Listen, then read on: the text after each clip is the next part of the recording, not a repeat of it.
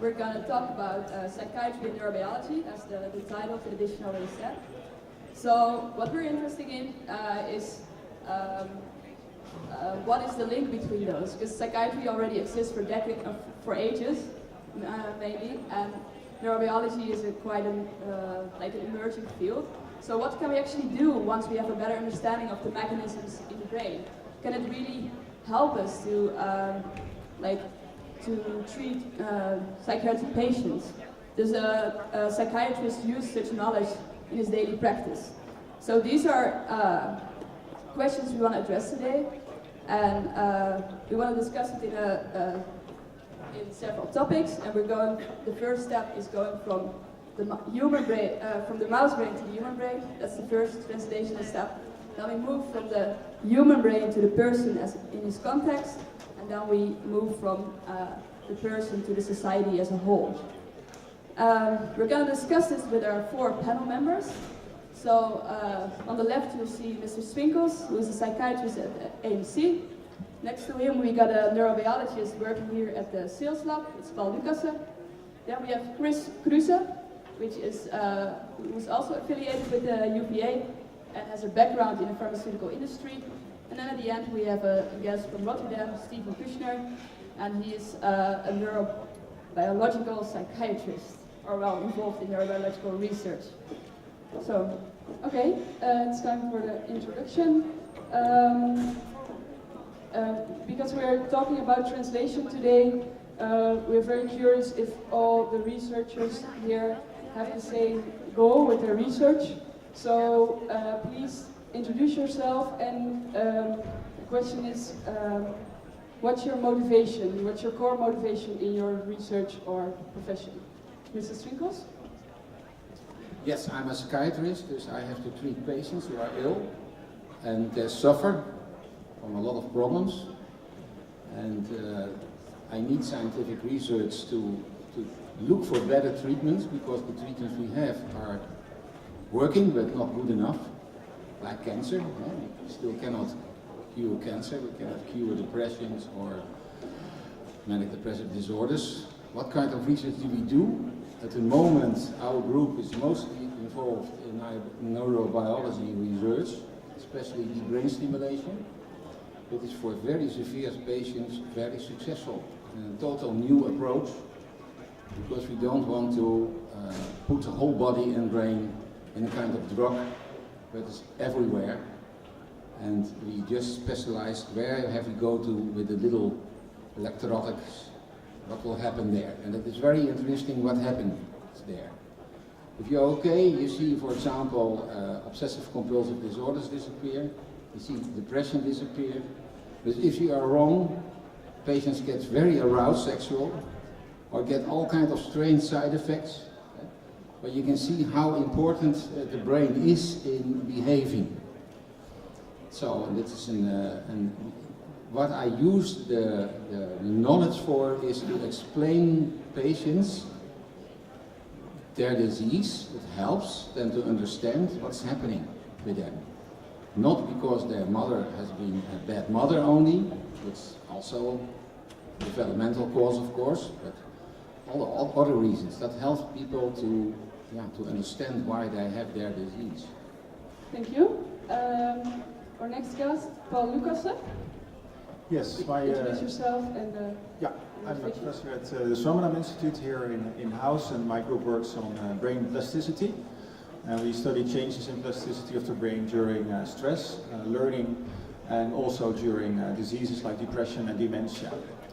And in addition, we are organizing and running a master track together with Chris Kruse and Anniko Korosi, here also for psychobiology and biomedical master students. That focuses on psychopharmaca and the pathophysiology of a lot of brain disorders, particularly human brain disorders, of course. And my motivation is, I think it's very important to understand the brain, and also to be able to explain, let's say, the brain disorders and find the mechanisms that are involved in order to be able to target them later with specific pharmaca or other kinds of treatments. And I think it's important to also explain it to the next generation of researchers that are being trained in such a master track. Cool. Next, please. Kushner? Yeah, my name is Kushner.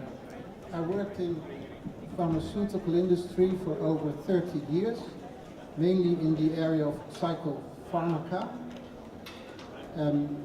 On top of that, I've been active in academia, the University of Amsterdam, since over 15 years now, educating students. So my passion is on one side to help patients and on the other side to educate students in the area of psychopharmacology. My current research interest is together with Professor Wietse Watman and Dr. Taco Werkman on the cannabinoid system in the brain. Okay, last but not least, Stephen Kushner. I'm Steve Kushner. I'm professor at Erasmus MC in Rotterdam. I trained as a psychiatrist and educated as a neurobiologist. And our group is essentially fundamentally interested in the biology and common etiologic factors underlying severe mental illness, and trying to advance the technology that allows us to model these disorders in a way that might help to identify therapeutic drug targets obviously for treatment as well as for aiding diagnosis. Okay, thank you for introducing yourself. Then we can really start with our first topic. So before we delve into all the consequences, we first have to get a bit of an idea of how the research in neuroscience actually takes place. So, Mr. Lucas, could you explain us something about what approach is in current neuroscience? Well, I think if you're talking about neuroscience, I think everybody will accept the fact that the human brain, in particular psychiatric disorders, are so complicated that it's very ambitious to at least imagine that you can solve that very quickly. So the approaches that are taken, I think, in neuroscience are generally and largely reductionistic. So you look at specific components in an isolated environment or an isolated setting that you can understand well, and that you know what happens if something is changing in these conditions, and you can measure your parameter of interest and try to understand what happens in an isolated environment. And I think that is to some extent very relevant for disorders, but at the same time it is also some part of the problem, because you of course cannot imitate typical psychiatric aspects or typical human aspects that a psychiatric patient suffers from and try to model that in a dish with cells or in an animal model. And you can try to make a mouse scared, but that's not the same as making him suicidal. That's something completely different. And you can ask questions to cell lines, but of course that's very hard to get a feedback that is meaningful. So I think in that sense it has provided a lot of information about specific elements of, let's say, memory or anxiety. And those, I think, domains are quite widespread. If you try to understand learning and memory, it has a lot of relevance for dementia, for instance, and for Alzheimer's disease. But these components are also affected in a lot of other disorders. A lot of psychiatric disorders have overlapping phenotypes, I would say. And in that sense, I think this information is very relevant for also the human situation. But at the same time, it's not enough, and we need to do much more, I think, development of better models in this respect, which is difficult enough. Okay, and Stephen Kushner, you're also using animal models, but you're also using psychiatric patients, and you're trying to combine the two research approaches. How do you do it, and what kind of difficulties do you experience there? So, in the interest of being a little bit provocative, I'll submit to you that I think in the entire hospital, if you go into a hospital and go through all of the departments, there's no department that knows less about the biology of its disorders than psychiatry. And it's not for lack of effort, it's not because we're not trying hard, it's not because there's not talented people. I think fundamentally there's two major problems. One is the complexity of the brain is just unbelievable. I mean, there's maybe some of you, but many people with a beta background have attempted to try to model even basic neural networks, and it's incredibly complicated, for many reasons, which include the fact that you have to concern yourself over time scales that no other organ in the body has to concern itself with, from millisecond time scales to decades, and the number of cells and their complexity is unbelievable. The second issue, though, that's held us back from a technical standpoint is access to living disease tissue. There's essentially no organ that's more difficult in a patient to really get access to at the kind of cellular resolution that we would ideally like to have. And earlier, Jan Swinkels made the comparison to cancer, and I think that comparison is really apt. I think in many ways, cancer biology is far ahead of understanding the biology of its patients because they have regular access to the disease tissue, because in most cases for a solid tumor, there's a surgery and the tumor is removed, and the fundamental property of cancer cells is that they divide, and a scientist is able to work with them. Neurons are post-mitotic. People do not, for good reason, want to give you a biopsy of their brain, and even when they do, that tissue doesn't survive for very long. So, as Paul Lucassen said earlier, many of us are working with, for example, animal models. Now, the advantage there is that you have a full in vivo model. In many cases, we can try to look at genetic mutations or changes in anatomy that we feel from the patient literature may predispose to psychiatric disorders. The caveat there is, after all, mice are mice and people are people. And there's absolutely no doubt that there's differences very fundamental in the biology, and maybe actually the worst case scenario is actually in the brain, where perhaps the biology between a rodent and human brain may be more divergent than, for example, off the top of my head, the liver or the spleen. The second thing that's starting to emerge, which we're starting to work on together with a lot of other groups around the world, is the idea that for the first time ever, using stem cell technology, it's now possible to actually derive living neural tissue from specific individuals, including patients. The advantage of that is, really for the first time ever, we have essentially limitless access to living disease tissue, to the extent that psychiatric illness is more likely due to changes in physiology rather than gross histopathological changes, which are characteristic of many, for example, neurologic disorders. The caveat of that is, as Paul Lucassen said earlier, to what extent are cells in a dish able to allow you to study biology, or to what extent are psychiatric illnesses emergent properties of a complexity that would be extremely difficult to be able to model in vitro. So we, along with lots of other people, are struggling with this issue as to how exactly to model it, but I think that the technological advances that are allowing us to be able to get better and better resolution of human genetics, now for the first time access to living human tissue that's derived from the patient, these are things that I think in the coming years have the potential, but the question is open, to really start to make some breakthroughs in our understanding of the biology of these illnesses. Mm-hmm. And yeah, I suppose there's also a lot of pitfalls still in the research.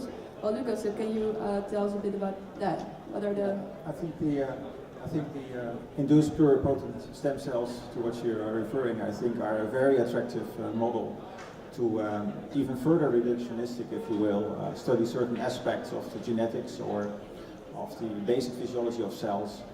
I think one of the problems is that you have to, let's say, transduce these cells, so you're changing their makeup a little bit, and that might hold a risk.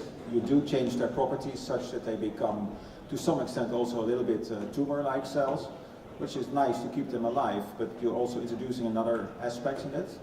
I think that has to be studied, I think, in detail or controlled for.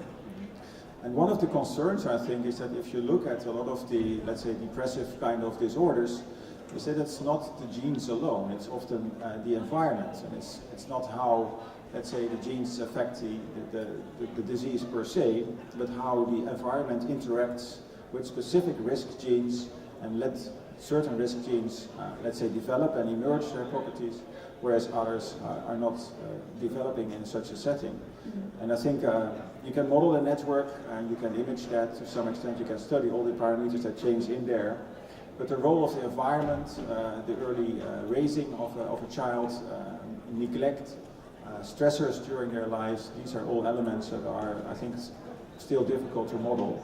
But if you do that in a dish, it's at least some advantage. You can better understand what's happening than if you just see a patient and you have no idea what is exactly the past or what has happened in the past. Yeah. So although there's a lot of like potential problems, it's still like a good idea to start on such a low level, and then from that on you'll be able to translate it to like to the bigger picture. And that's what I want to switch to Mr. Kushner, was actually involved in translating this fundamental neurobiological research into medicine for people and not for mice. So can you elaborate a bit on how the process, how the process takes place? Yeah, let me first explain a little bit more how drug research works in industry. So when we talk about psychiatric diseases, a company will always look at all different diseases that are around and will go for those diseases where medical need is the highest. In order to find a novel drug, what we need is a biological target and also a compound which will act on that target, specifically on that target and preferably not on other ones. For these targets, the academic research, the fundamental neurobiological research is extremely important, and normally a company doesn't invent targets itself, but we do that in collaboration with academia.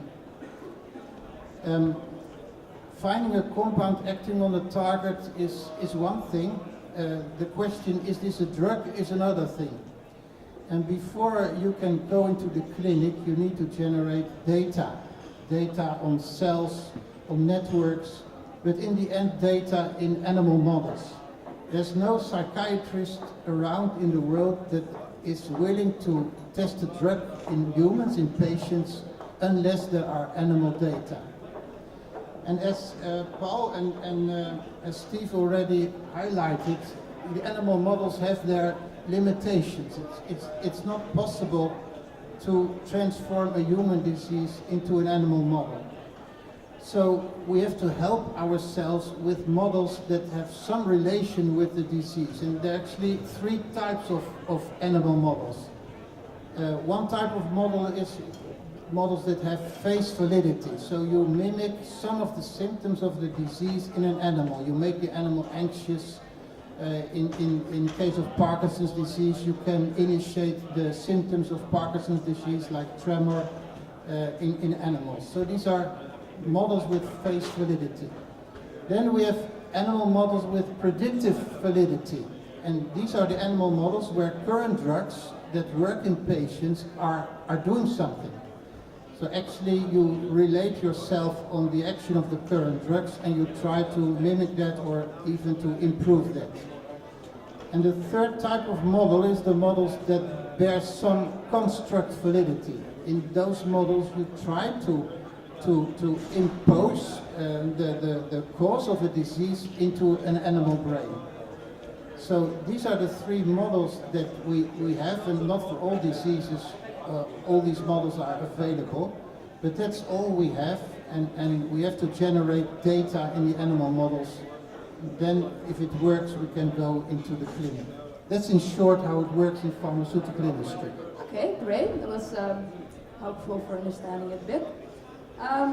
When I spoke with you before, like last week, you told me that a lot of drugs that are currently used still date back from the 50s and 60s, and that actually a lot of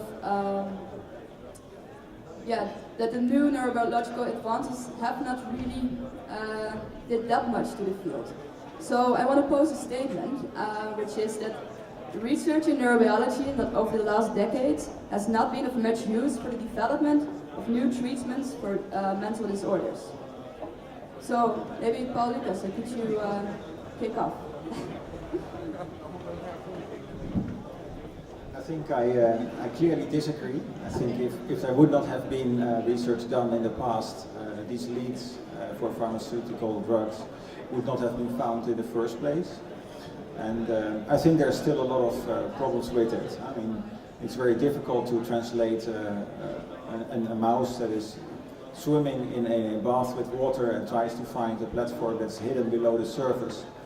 And that tells you something about how good an animal can learn, how an animal can orientate spatially. That's something completely different than seeing what an Alzheimer patient is doing. He has different memory problems, has different learning problems. So I think that still you can understand what is happening in such a model, and I think you can test drugs to some extent in that. You can improve or decrease aspects of memory function in such a model. And I think if this would not have been there, I think the same applies for the serotonergic system, the noradrenergic system. A lot of drugs have been developed that are currently in use for psychiatric patients that are based on these kind of, maybe poor, but still useful models to test that. But and of course these drugs don't work in all patients, and I think that's another issue I think that needs to be discussed, is that it also depends very much on the diagnosis. You can say that somebody is depressed, but there are many different kinds of depression.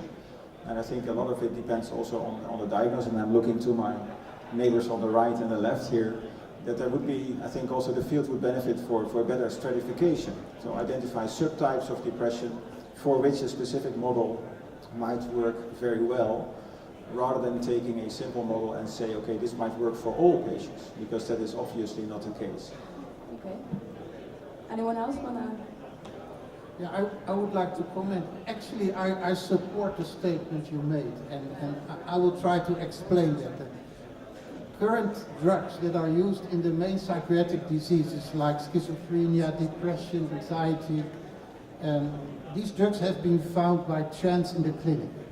These compounds were introduced in the clinic for other purposes, and only nurses that look carefully at people getting these drugs observed that these drugs showed some psychiatric effects. Based on that, the academic researchers found the targets on which those drugs acted. And for that, the fundamental research has been for a lot of help, but all drugs that have been developed later on are working on those targets. So there are very few examples that drugs have been found starting from fundamental research, finding a novel target and observing that something really works in patients. So this is not to blame fundamental research, because the other colleagues already explained that the brain is extremely difficult to understand.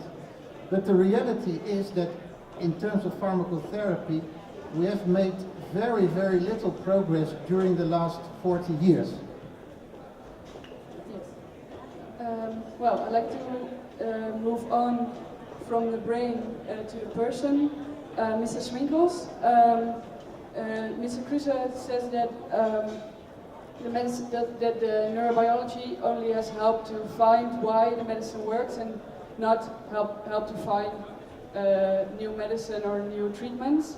I'm wondering, when you have a patient walks into your room, what of the neurobiological knowledge do you use when treating a patient, or don't you use it? Yes, of course. Well, this is a fundamental thing, that the human person is always acting in a surrounding, and we know that the brain and the body reacts on that. Right? In whole medicine we see now that, for example, a lot of diseases like cancer is not from genetics only, but also from viruses, for example. Also from the extending and from the surrounding.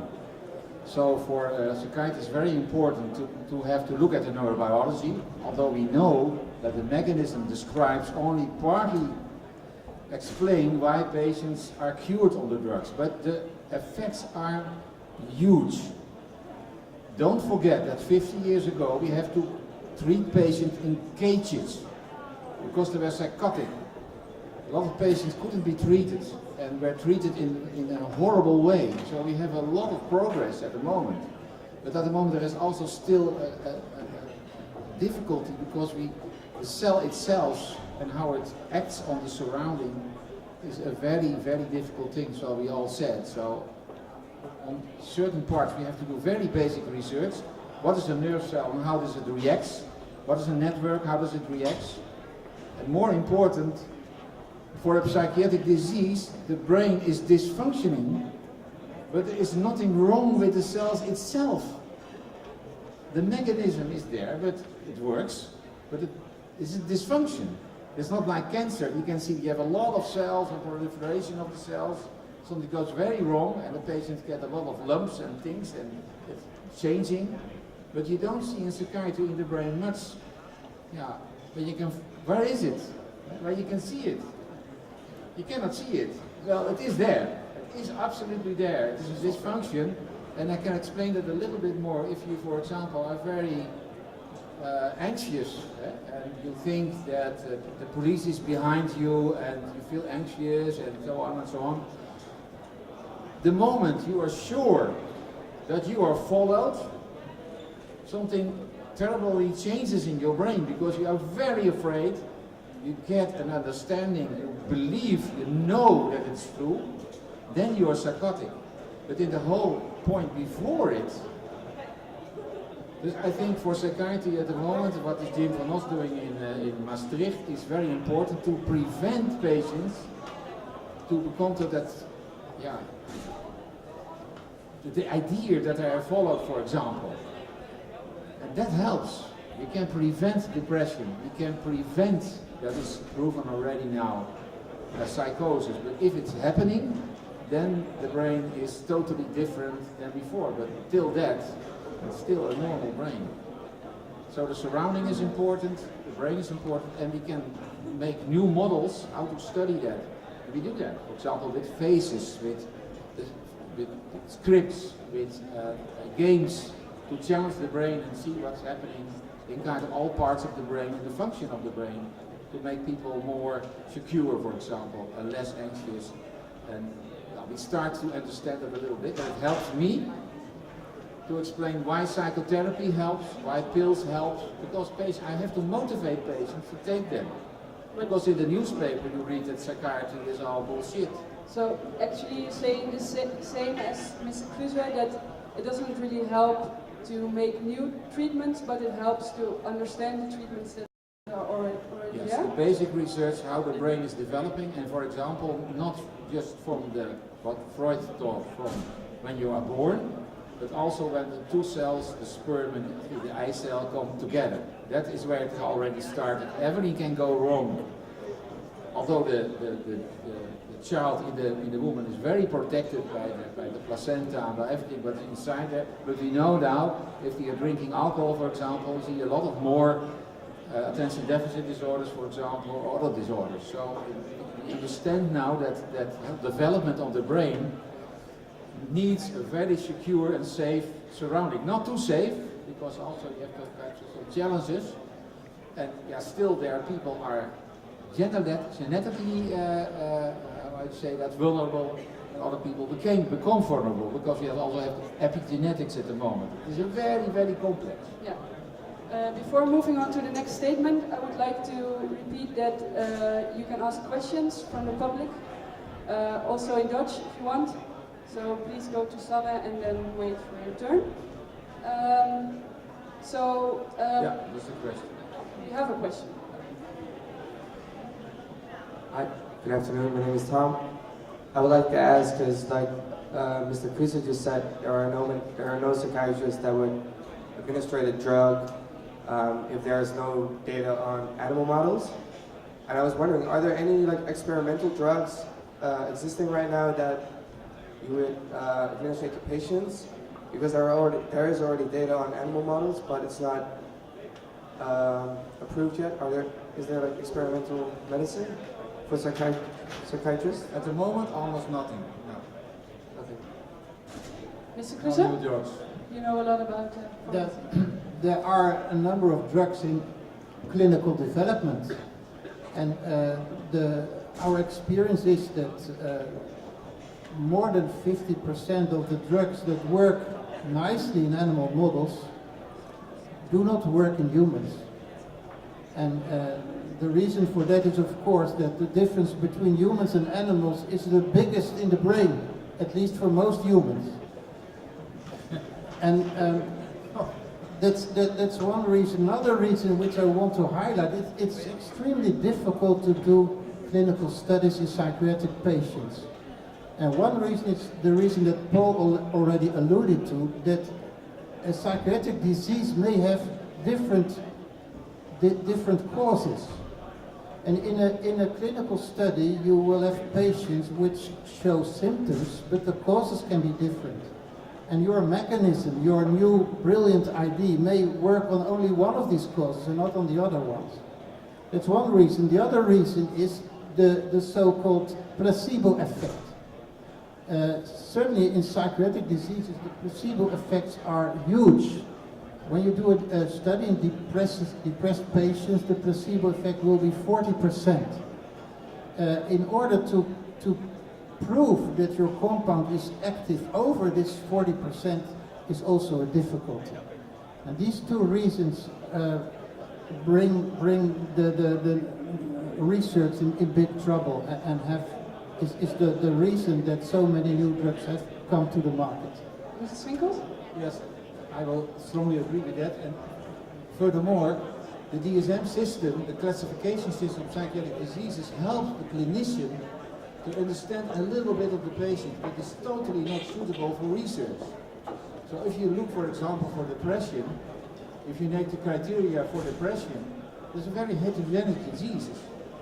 So I see patients who get depressed, psychotic depressed, because someone's stepping on their toes in a week. And other patients get depressed over 10 years because they lose their job and their wife and their children, and they get cancer, and then they get depressed. It's totally different. But we all do it in the same group, and then we see 1/3 of the medication helps a little bit, 1/3 does nothing, and a little bit in between. Yeah, but that's because of the classification system. It's not suitable for research. Yes. I agree very much to that. I think it's very important. Keep it short, please. We want to see. Yeah. No, I think I agree very much so. I think it's very difficult to classify these depressed cases. If you look, for instance, in the field of Alzheimer research, I mean that in the 60s and 70s there was a large meeting in which all the researchers, important researchers in the world came together, and they all agreed on different stages in the disorder. You can say everybody in the world knows now what an Alzheimer Braak 3 or a Reisberg scale 4 is. That is very well defined. And everybody in the world agrees on that. So therefore you can really subdivide specific stages of the disorder, you can subdivide and maybe target specific elements in the disorder. And I agree, I think in depression that the background is very heterogeneous, the diagnosis is very heterogeneous. You have a lot of criteria that a patient has to fulfill in order to be depressed, but it can be different criteria amongst different psychiatrists. So where are you going to start for a fundamental mechanism? Because essentially there is a big difference between the symptomatology, but you can have a little bit depressed, still psychotic depressed. It's a nice line coming from down to upstairs. But the causes, the etiology, is very different. Very, very different. So, and that we know less about. So that's the problem. We know where the problem is, but to solve then a situation is difficult because industries also want to make new drugs and earn money, and for all the group and not for a small group. Yeah. This brings us to the next statement, I think, because the Questions? Thank you. Well, until now we've been talking about mainly how difficult it is to translate drugs that work on animals to whatever works on humans. But it strikes me that we've only been talking about psychopharmaca. I was wondering, to what extent do people still use cognitive therapy? Pharmacotherapy is important in psychiatry, but it's 50%. The rest is psychotherapy. Because I'm talking to you now, hoping, and you get a lectures here, that your brain is changing.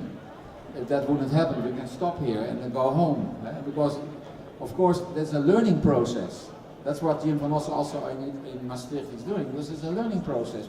Perhaps you can influence that and look in the brain what's happening. Can we disconnect, for example, certain ideas? We are now trying to do an experiment with ECT, electroshock therapy, is another therapy. And we've asked the patient to bring up their most terrible thoughts. For example, I will always lose it in my life. Nobody will help me, there's no place for me. Think about it. Then we shock. And I have to agree that the patients forget those ideas forever.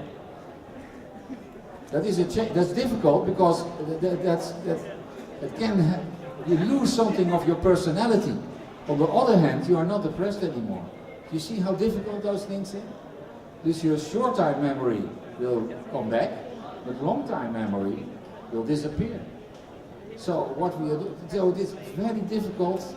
What are you doing, and is it okay to do that for very severe patients? That's why I agree, I think that psychiatry must be done in research on the severe cases, not on all kinds of people who feel a little bit depressed and don't want to work for that. That's not the point. It's another discussion, it's another group for the psychologists. And a question for Mr. Kushner. Your aim is to understand the brain better and better, and my question is, do you think that the role of the psychiatrist will change due to your kind of research? Is it going to be someone who just prescribes medicines because we know everything about the brain, so we can just apply that to the patient? Yeah, I mean, this is a great question. Certainly, I think for many of us, this is the situation we would aspire to. I mean, you're seeing that more and more. We keep referencing cancer biology because for many of us, it's really the role model in the hospital for how all this is done. And more, there's a very, some people call it personalized medicine, or there's a much more tailored approach to looking at the disease, its pathology, what its likely etiology is, and choosing a treatment that's very specialized for that. Undoubtedly, we would like to do that in psychiatry. We're still, I think, quite some distance from that. And I think a lot of that has to do with the discussions you've heard before about the heterogeneity of the disease. And so, for example, in our group, I mean, many different people are trying to tackle this problem as they can. In our group, the way we're trying to do this is by working with families in which, as Jan Finkel said, have very severe mental illness. In order to deal with the heterogeneity, these are families in which many people in the same family have the same severe mental illness, and that the distribution, the segregation through that family appears to segregate with a single gene. Now, this is relatively rare in psychiatry. That's not a typical situation. The criticism of that approach is that to what extent will this extend to the rest of the more general population that has severe mental illness, where you don't see such transmission within families. But we would submit that in many diseases, including many brain diseases like Alzheimer's or Parkinson's, so-called familial genetic variants have actually informed us tremendously about the disease at large. And so, undoubtedly, I think trying to tackle this heterogeneity, finding out to what extent the terms that we use, the diagnostics, depression, to what extent is that a single disorder? Or is that actually many different disorders with a final common phenotype? To what extent is schizophrenia actually a common disorder at the biological level? Or to what extent is it actually many different disorders? So many of us are indeed struggling with this. We have, as I said, through this family approach, this is the strategy that we're taking. I think many people are thinking about this, and certainly clinically, it's extremely relevant. Another question? Hello, my name is Amos, and I would like to hack in on some points that were made earlier, and also a question that Jesse posed just now.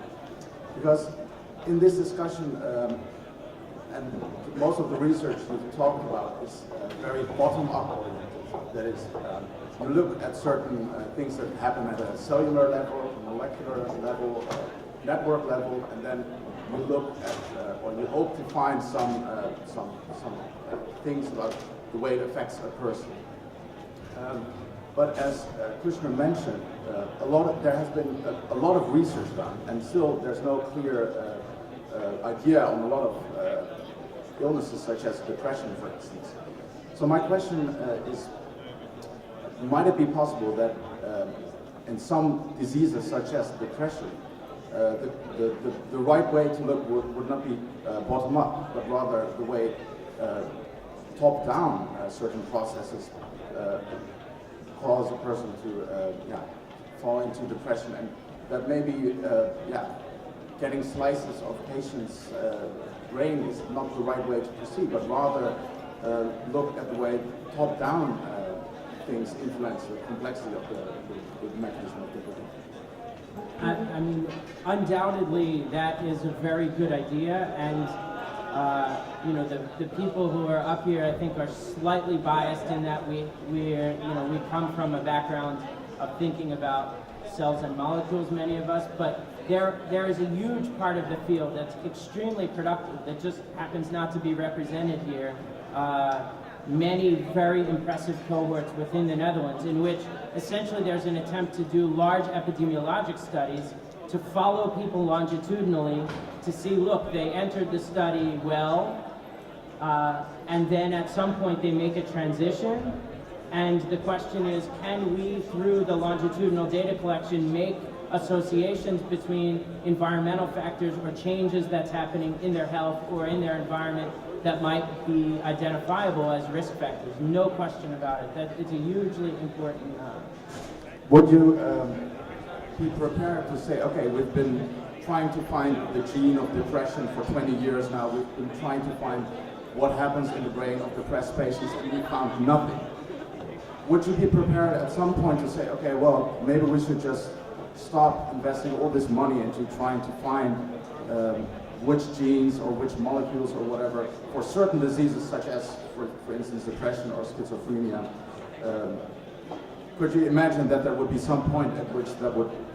I think, my personal opinion is at this point, you can't take any hypotheses off the table. It's definitely possible. What you're saying is possible, and I think, you know, everyone, and you know, we're betting with our careers. I mean, we're making choices about what's most likely to be fruitful. And I think, you know, there's justifiable reasons to take either, as you said, a top-down or a bottom-up approach.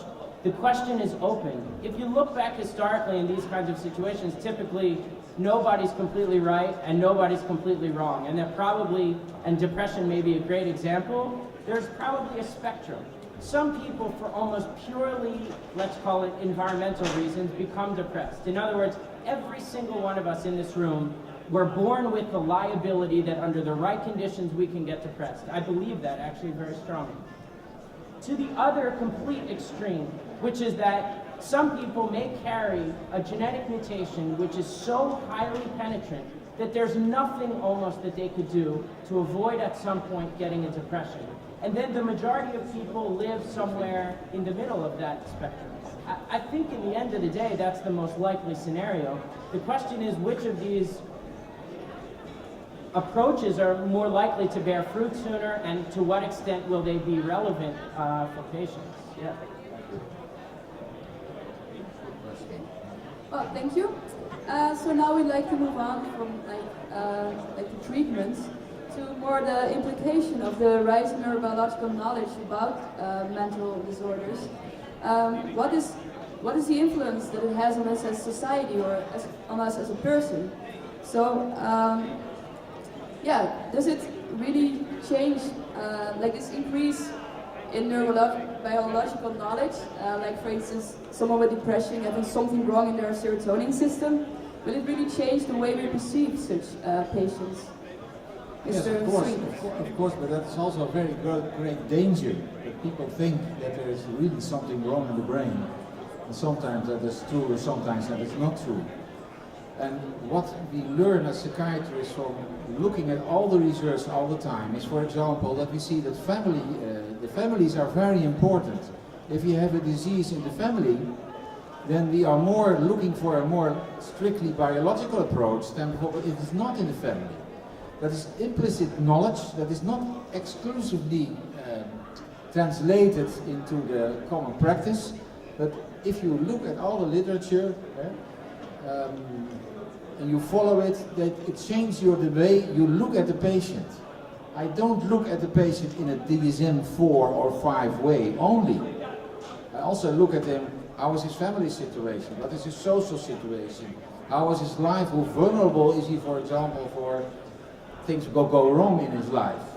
How did he react on it? And on that way we are very successful in treating patients, because psychiatric treatments are not more or less effective than treatments in, for example, cardiology. Mr. Lucas, do you also think it's dangerous to be so deterministic? To just focus on the brain so much? Well, I think it's very important, and that's what Jan Swinkels also highlights, I think, to take into consideration the context. I mean, you can have a risk gene, you can have, let's say, a patient that is vulnerable to depression, but if he's not stressed or if he's not challenged or brought in a condition that is making him sad, then some of these depressions might not emerge and might not develop. And if you cannot take into consideration this social background, this social network, this large context in general, I think it's different to look at these cases. And I think that is also the problem in looking in animal models, because it's very hard to introduce, let's say you're testing a drug and you want to have a condition or a context that is making an animal with a certain risk gene inserted become depressed. And if it's tested under a normal condition, it might not work as well as you can imagine. Because patients are suffering, they're coming because they have complaints to us. They're suffering and very severe in the world. Psychiatric and mental health diseases are much more suffering than, for example, neurologic diseases. Right? If you see that in all kinds of research. But if you're using things like we are our brain, it's very ridiculous.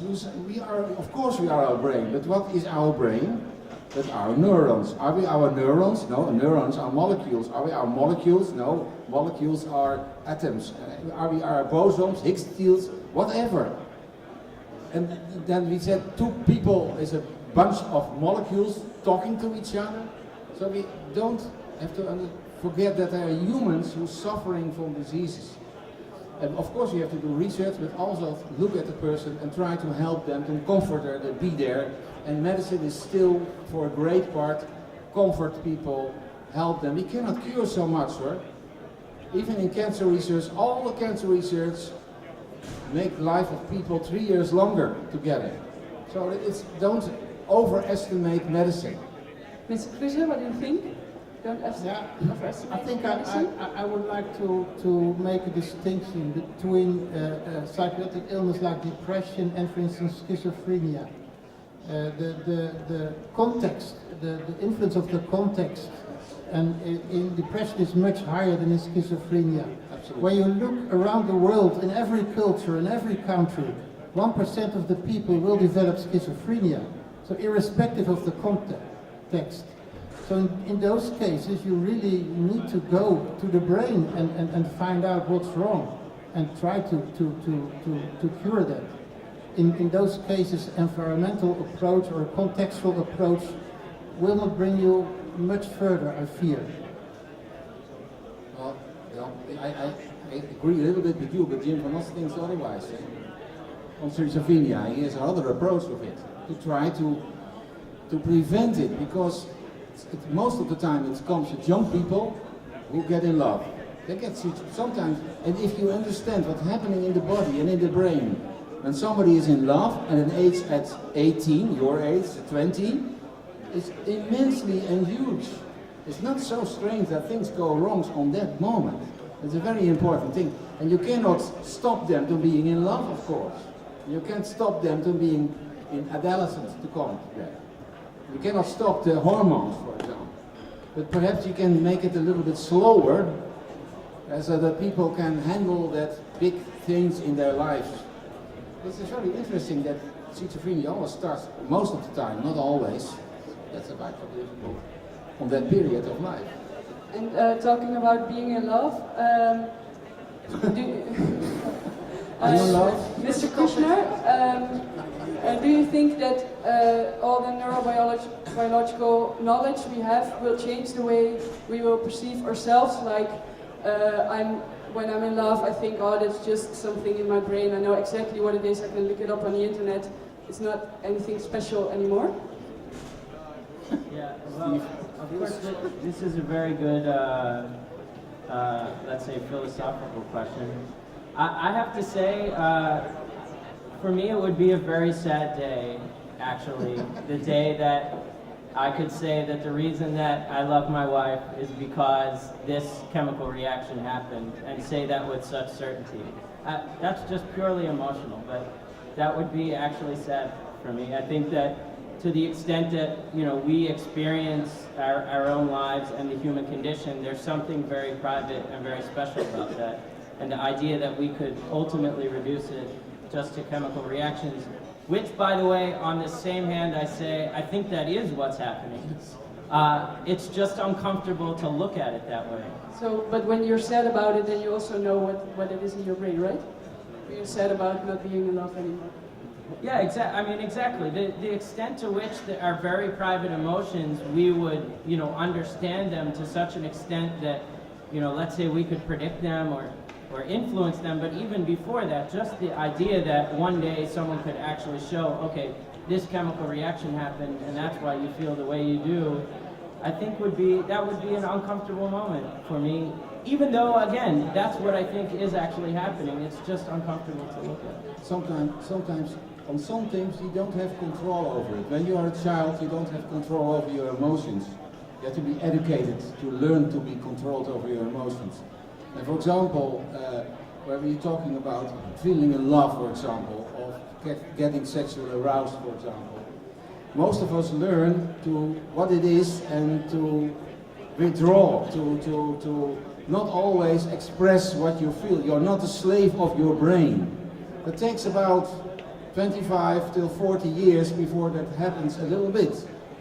That's freedom. It takes a long. You're not born free as a child. You're just a machine. But when you get up and grow up and think about things in life, I tell that's a psychiatrist now, you understand? Then you can control it a little bit. And some people cannot, because they don't have the idea of the brains. They're very low IQ, or they have a very high IQ and no emotions. But that's what we are confronted with psychiatric patients. Sometimes they cannot control. It's always the question: can you control your anxiety, your fear, your sexuality, your aggression, and so on? Mr. Kushner, you have a reaction? Yeah, I think it's a very good idea to end this discussion with some philosophical viewpoints. So I also want to say that I don't believe that life is only matter. It matters, certainly, but it's more than matter. And what this is something we could discuss for hours.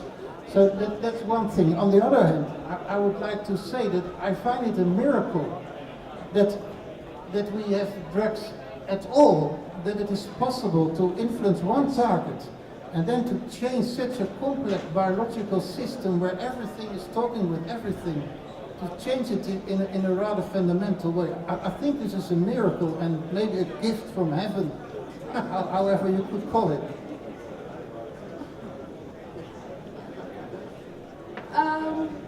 Must be something. There's not nothing. There must be something.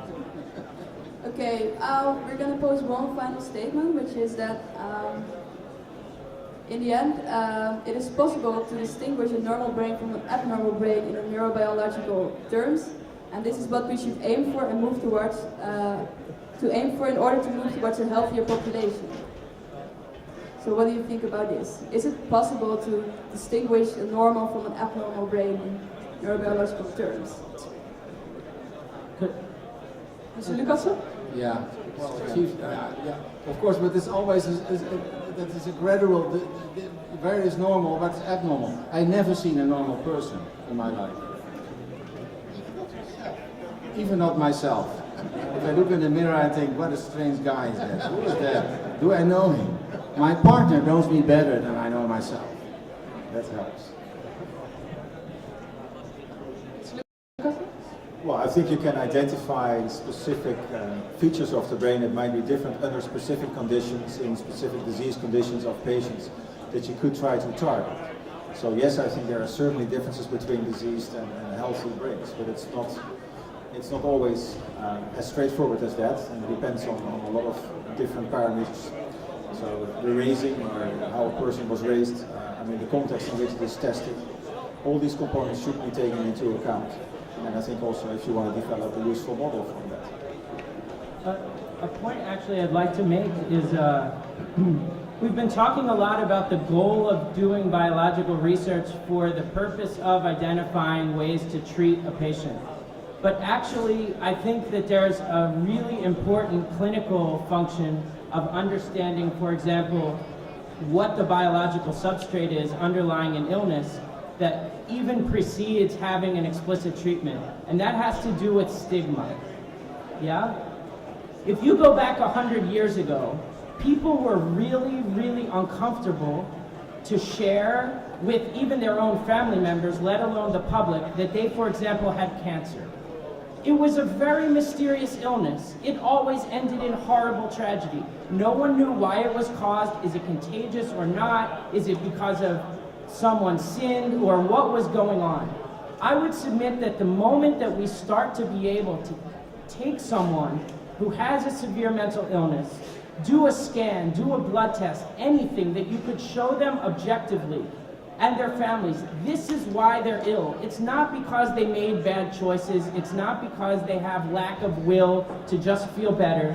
Just that alone would aid, I think, a tremendous amount of suffering that a lot of patients are having, and also help to overcome a barrier that a lot of people have of even seeking help in the first place, because as many people could probably feel here, just the idea that you would ever call a psychiatrist and have to walk into their office already puts a burden on you that is distinct from almost the entire rest of the hospital.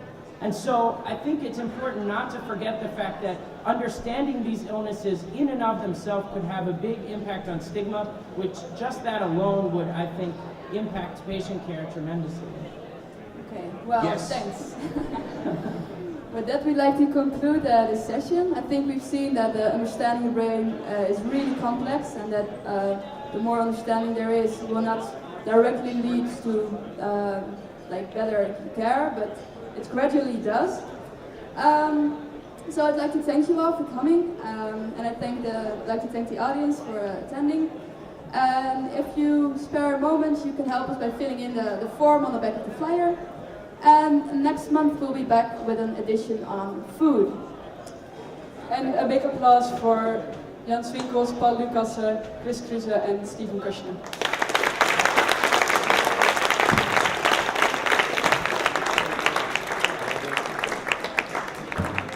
If there's any questions remaining, you can come up front and maybe have a talk if they have time left.